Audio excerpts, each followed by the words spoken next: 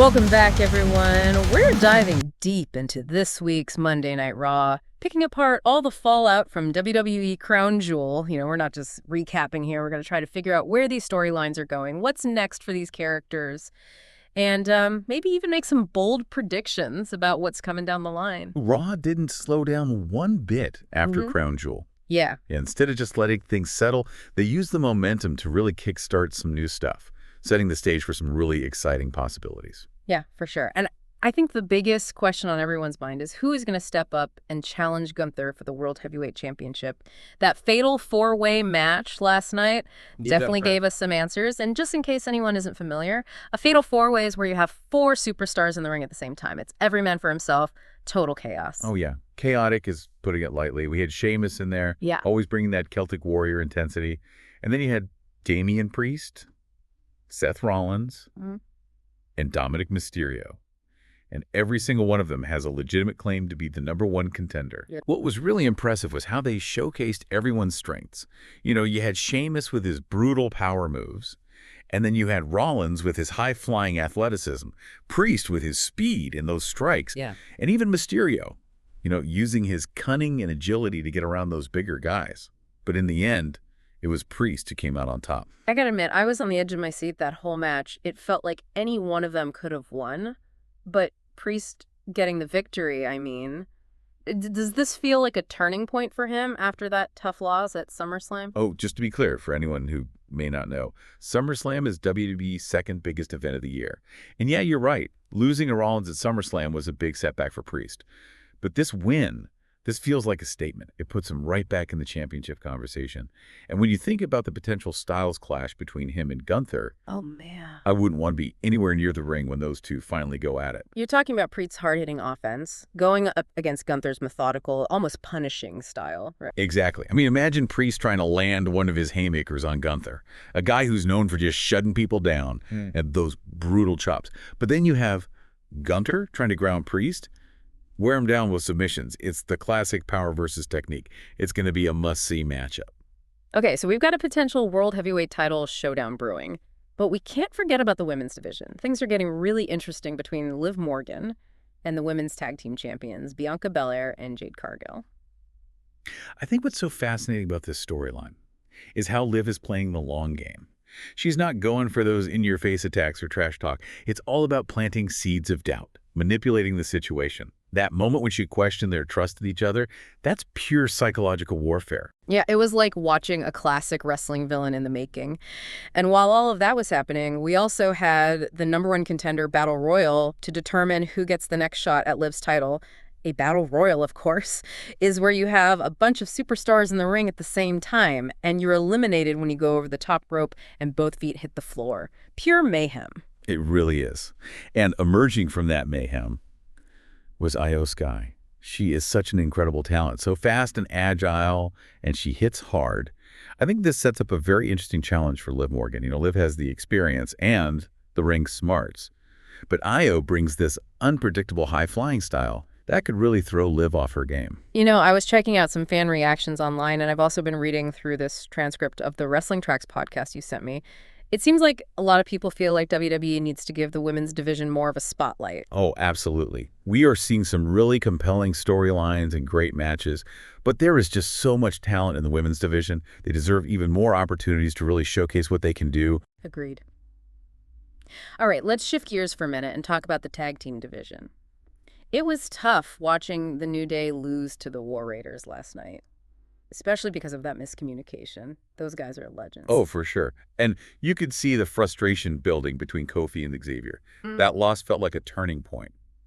I honestly wouldn't be surprised if this leads to them splitting up. It would be heartbreaking, of course, but it could also be a chance for both of them to reinvent themselves. Yeah, I think they need a shake-up, especially with the War Raiders racking up wins like this. They're looking like they're on track for a title shot. Yeah, absolutely. The tag team division is about to get a lot more intense, and the War Raiders are definitely leading the charge. Before we get to Sami Zayn's loyalty crisis, can we just take a minute to appreciate that Dragon Lee versus Chad Gable match, the pure athleticism and storytelling? Oh, man. If you want to see a match that shows what pro wrestling can be at its best, go back and watch that one. It was a clinic in technical wrestling and high-flying maneuvers, and it had that personal edge to it, too, because of Gable's attack on Rey Mysterio earlier in the night. Yeah, Gable blaming Rey for his own tag team problems definitely added another layer to that match. For sure. Speaking of intensity, that main event, I mean, we can't talk about this episode of Raw without talking about Damian Priest's win, but it wasn't without some surprises. Oh, man. Bronson Reed interfering. Talk about a curveball. I'm still trying to figure out what his angle was. Is this the beginning of a new alliance? Or is he setting himself up as Priest's next rival? It's a great question, and I bet we'll get some answers soon. But either way, it definitely adds another layer of intrigue to Priest's journey towards that title match with Gunther. That interference from Bronson Reed is definitely going to keep people guessing. It seems like every week there's a new twist or turn that keeps us on our toes. And with Survivor Series just around the corner, things are only going to get more intense. Yeah, Survivor Series is always a wild card. It's WWE's annual November event, where teams from Raw and SmackDown go head-to-head for brand supremacy. And this year, it feels especially unpredictable. You know, even though Roman Reigns wasn't on Raw this week, his presence was definitely felt. That whole Bloodline saga is like a shadow hanging over everything. Yeah, the Bloodline is basically a faction led by Roman Reigns. He's the undisputed WWE Universal Champion. You can think of them as the most dominant force in WWE right now.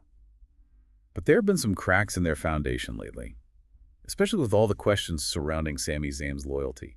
And that invitation for Sami to show up on SmackDown this week, and that's got to be leading to something explosive. Oh, absolutely. SmackDown is WWE's Friday night show. That's where Roman Reigns and the Bloodline mainly operate. Having Sami show up there, it's like throwing a lit match into a powder keg. Yeah, and it's not just Sami caught in the crossfire. Jesse Uso's still trying to figure out where his loyalties lie. Is it with his family or is it with Roman Reigns? It's like he's constantly walking a tightrope. JD's inner conflict is one of the most compelling things happening in WWE right now. You can really see the turmoil he's going through, trying to balance that respect for his family with his allegiance to Roman. I gotta give WWE credit. They're doing a fantastic job of keeping us hooked on this storyline. But it's not just the main event scene that's delivering. You've got guys like Greg and Lee making waves in the mid-card, and veterans like Chad Gable proving they can still steal the show. Absolutely. The depth of talent on the roster right now is incredible, and that's what makes this era of WWE so exciting. Anyone can rise to the top, and there's always this feeling that something unexpected could happen. I think that's what keeps me coming back week after week, that element of surprise. And with Survivor Series approaching, that feeling is amplified tenfold. You know what I love about Survivor Series? It's not just about individual glory, it's about teamwork. Superstars putting their differences aside and fighting for a common goal. That's a really good point. You see rivals teaming up, unlikely alliances forming. It creates a whole new dynamic that you don't get anywhere else. It's like the entire WWE universe comes together for one night to celebrate this crazy, chaotic world that we all love. It's a spectacle, in the truest sense of the word. And especially after all the drama and tension we've seen building on Raw. This Survivor Series is going to be one for the history books. So many possibilities. No, right. Okay, so we've covered a lot of ground tonight, broken down all the big moments from this week's Raw. But as we look ahead to Survivor Series, what stands out to you as the biggest question mark? Oh, man, that's tough. There are just so many. Will Damian Priest be able to keep this momentum going all the way to a championship match against Gunther? Can Liv Morgan outsmart everyone coming after her title? What about Sami Zayn? Is he walking into a trap by going to SmackDown? Or can he actually smooth things over with the Bloodline? It's almost too much to think about. Yeah, I hear you. And what about the New Day? Could this really be the end of one of the most iconic tag teams in WWE history? It's a real possibility. And it would be sad to see them go their separate ways. But even if they do split up, it could be the start of two amazing solo careers. Kofi and Xavier are both incredibly talented. They'll find success no matter what. Yeah, I think you're right. Sometimes change is necessary, even if it's hard. Who knows? Maybe a little time apart will do them some good. Maybe we'll even see a New Day reunion down the line. Oh, now that'll be something special. I can dream, right? Speaking of special, I have a feeling this Survivor Series is going to be full of surprises. We've got all these storylines bubbling up, rivalries getting more and more intense, and it's all going to come to a head in a few weeks. I'm already counting down the days. Survivor Series is known for those crazy moments, the swerves, the shockers. That's what makes pro wrestling so great. Anything can happen. The impossible becomes possible, especially at an event like Survivor Series, where the stakes are so high and emotions are running wild. You just know it's going to be a roller coaster ride. Well, that about wraps it up for us tonight. Thanks to everyone for joining us on this deep dive into the world of WWE. We've talked championships, betrayals, rivalries. But remember, this is just the beginning. As we get closer to Survivor Series, things are going to get even crazier. So keep your eyes peeled. You never know what's going to happen next in the world of WWE. And don't forget to be a part of the conversation. What are your predictions for a Survivor Series? Let us know. We love hearing from you. Until next time, stay tuned and get ready for another deep dive into the world of professional wrestling.